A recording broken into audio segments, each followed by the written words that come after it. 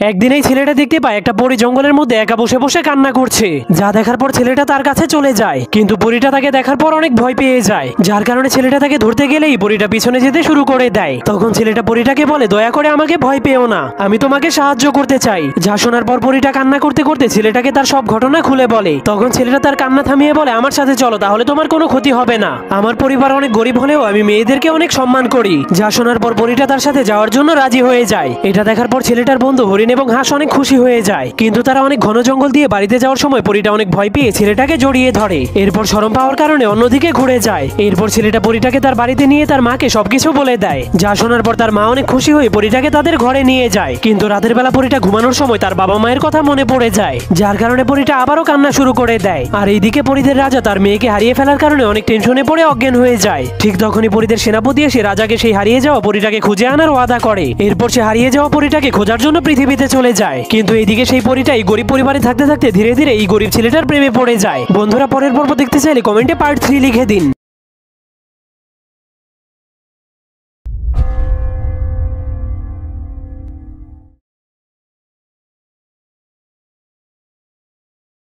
আমি আর এখানে থাকবো না, বাপের বাড়ি চলে যাব। আরে গিন্নি, শোনো শোনো, আরে দাঁড়াও দাঁড়াও, যা চলে গেল। লক্ষ্মীও আমাকে ছেড়ে পালিয়েছে, থাক এরপর বউ ছাড়া।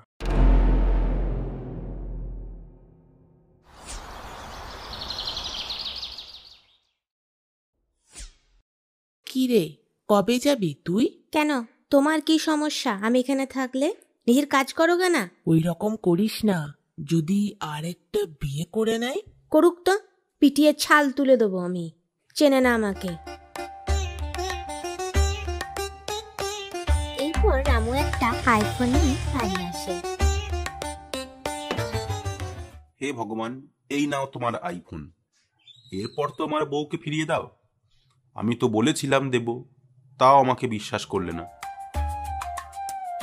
রামু যেই ঘুম থেকে উঠেছে সেই লক্ষ্মী এসে হাজির। এটা কি? আইফোন, বলেছিলাম না দেব, দেখুন দিলাম তো। এটা পুরনো মডেলের আইফোন, কারেন্ট মডেলের আইফোনটা কই? নতুন মডেলের? আমি তো বলেছিলাম আইফোন দেব, নতুন মডেলের দেব তো বলিনি। ভগবানের সাথে বেইমানি তোর লজ্জা করে না? এই জন্য তোদের এই রকম হাল। তোকে দেখাচ্ছি মজা। রামু বাজারে যায়, সেখানে একটা মেয়ের সাথে তার দেখা হয়। রামুর তাকে খুব ভালো লেগে যায়। তাকে পেয়ে সে যেন তার বইয়ের কথা ভুলেই যায়। দেখ কেমন লাগে। রামু তার গার্লফ্রেন্ডকে নিয়ে প্রতিদিন পার্কে বেড়াতে যেত। রামু শ্বশুর বাড়ির